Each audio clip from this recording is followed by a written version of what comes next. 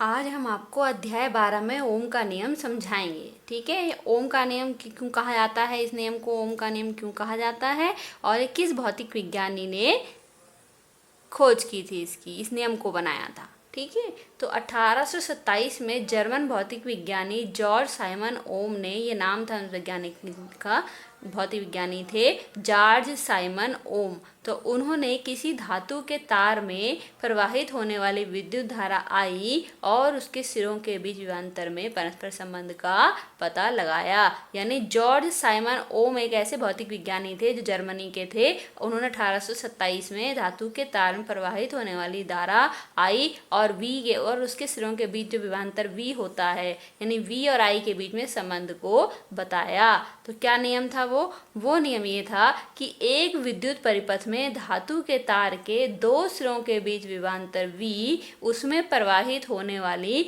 विद्युत धारा के समानुपाती होता है, परंतु तार का ताप समान रहना चाहिए। इसे ही ओम का नियम कहते हैं। तो दूसरे शब्दों में हम क्या कह सकते हैं कि किसी भी विद्युत परिपथ में धातु के तार के दो सिरों के बीच जो विभवांतर होता है वो उसमें प्रवाहित होने वाली धारा के अनुक्रमानुपाती होता है।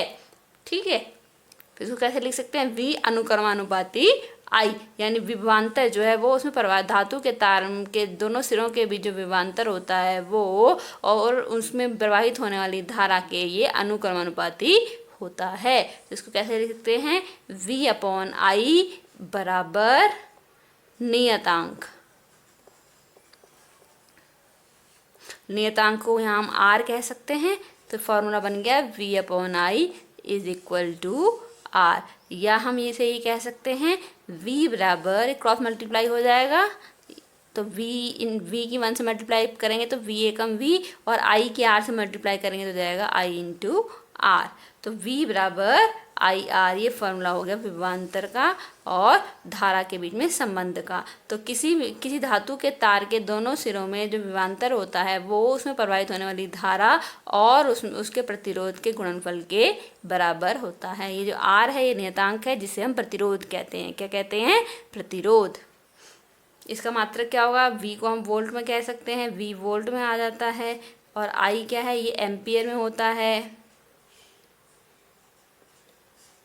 और r क्या है, ओम। r का मात्रक क्या होता है, ओमेगा, या ओम भी कहते हैं इसे। ओम के नियम के अनुसार हम ये कह सकते हैं कि हमने ये कहा था v अनुक्रमानुपाती आई, तो हम कह सकते थे v अपॉन आई बराबर r। r क्या था, नियतांक। ठीक है, अब एकांक को लेते हैं हम, यानी कि इसको हम क्या लिख सकते हैं, इसको हम ऐसे भी लिख सकते हैं r बराबर v अपॉन आई। ये इधर आ गया, ये पूरा इधर आ गया, इसे ऐसे भी लिखा जा सकता है।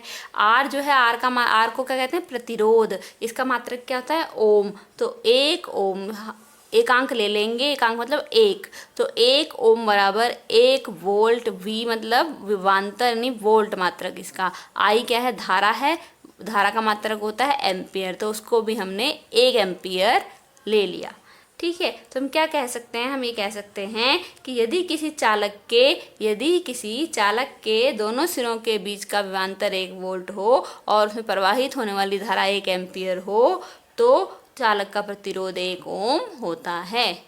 दोबारा समझेंगे, v अनुक्रमानुपाती I होता है, यानी v क्या है और I क्या है, v विभवांतर है और I क्या है, उसमें तार में प्रवाहित होने वाली विद्युत धारा है। तो क्या कह सकते हैं ओम के नियम के अनुसार कि किसी विद्युत परिपथ में धातु के तार के बीच दोनों सिरों के बीच में जो विभवांतर होता है वो उसमें प्रवाहित होने वाली धारा के अनुक्रमानुपाती होता है। अब ये I अपॉन में आ जाएगा और अनुक्रमानुपाती की जगह बराबर का निशान लग जाएगा और v अपॉन आई को हम लिख सकते हैं r, यानी v अपॉन आई होगा तो हमेशा वो कांस्टेंट ही आएगा।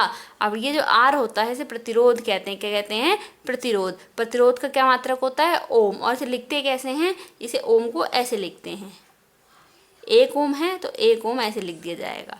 तो आर क्या है, आर प्रतिरोध है जिसे ओम मात्रक के रूप में व्यक्त किया जाता है। इसको हम इधर ले गए, इस पूरी वैल्यू को इधर ले आए तो आर बराबर वी अपॉन आई लिख दिया। अब क्या करा हमने कि आर की जगह लिख दिया 1 ओम और वोल्ट की जगह विभवांतर की जगह लिख दिया 1 वोल्ट और एम्पियर आई की जगह लिख दिया, धारा की जगह लिख दिया 1 एम्पियर। यानी ये मात्रक है, वोल्ट विभवांतर का मात्रक है, एम्पियर धारा का मात्रक है और ओम प्रतिरोध का मात्रक है। सबके आगे 1 1 लिख दिया तो ये सब एकांक हो गए। तो क्या कह सकते हैं इसमें, क्या नियम बन सकता है, क्या फार्मूला, क्या लाइनें हो सकती हैं इसमें डेफिनेशन की, ये अभी हम आपको बताते हैं। इसमें लिखा है कि यदि किसी चालक के दोनों सिरों के बीच का विभवांतर 1 वोल्ट हो, तार के दोनों सिरों के बीच में विभवांतर 1 वोल्ट हो और धारा अगर 1 एम्पियर हो तो उसमें जो चालक का प्रतिरोध आर जो होगा वो 1 ओम हो जाएगा। यानी 1 ओम बराबर 1 वोल्ट बटे 1 एम्पियर। ठीक है, अब इसमें ग्राफ बनाया जा सकता है। ग्राफ क्या है, ये एक सीधी लाइन आती है, इसको ऐसे बनाया जा सकता है। ये एक्स एक्सिस होता है, ये वाई एक्सिस होता है, यहाँ पे विभवांतर है, वी विभवांतर होगा ये इस लाइन में और यहाँ पे धारा हो जाएगी एम्पियर में ए। तो ये हमेशा सीधी रेखा आती है। तो ये हम कह सकते हैं कि ये क्या है, ये है वी अपॉन आई का अनुपात। तो यहाँ से यहाँ तक इसको ये विभवांतर है और यहाँ से यहाँ तक ये धारा है जो एम्पियर में है, ये वोल्ट है और ये एम्पियर है। यानी जैसे जैसे धारा बढ़ती जाएगी वैसे वैसे प्रतिरोध भी बढ़ता जाएगा, सॉरी विभवांतर भी बढ़ता जाएगा। यानी वी बढ़ाएंगे तो आई भी बढ़ेगा, आई बढ़ाएंगे तो वी बढ़ेगा, क्योंकि ये अनुक्रमानुपाती है। यानी एक को बढ़ाएंगे तो दूसरा बढ़ेगा, इसको बढ़ाएंगे तो ये बढ़ेगा। ठीक है, तो जैसे जैसे हम धारा बढ़ती जाएगी तो उसका विभवांतर भी बढ़ता जाएगा। यानी कि जैसे जैसे हम इधर आते जाएंगे बढ़ता जाएगा, वैसे वैसे ही विभवांतर भी बढ़ता जाएगा। और ये पॉइंट आएंगे ऐसे ऐसे, ये सब एक जब मिलाएंगे तो ये एक सरल रेखा प्राप्त होगी। तो वी अपॉन आई जो हमेशा प्राप्त होगा वो क्या होगा, नियतांक होगा, आर के बराबर होगा। डेफिनेशन लेते हैं प्रतिरोध की। क्या डेफिनेशन है, प्रतिरोध किसे कहते हैं, किसी चालक का यह गुण है कि वह अपने में प्रवाहित होने वाले आवेश के प्रवाह का विरोध करता है। और प्रतिरोध का अस्थायी मात्रक होता है ओम, और इसे किस तरीके से ग्रीक भाषा में लिखा जाता है, इस ढंग से ओम।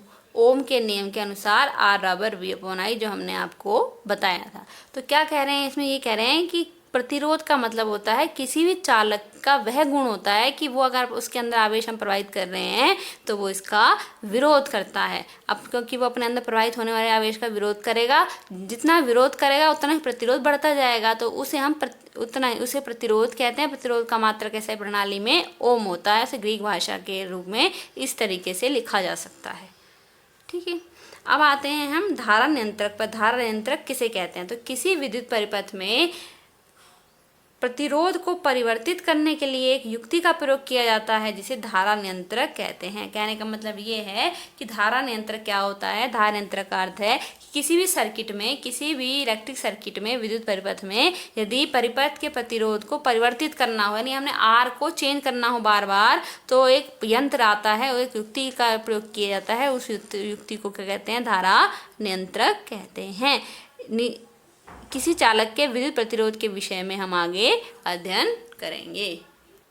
अब लेते हैं वैद्युत प्रतिरोधकता।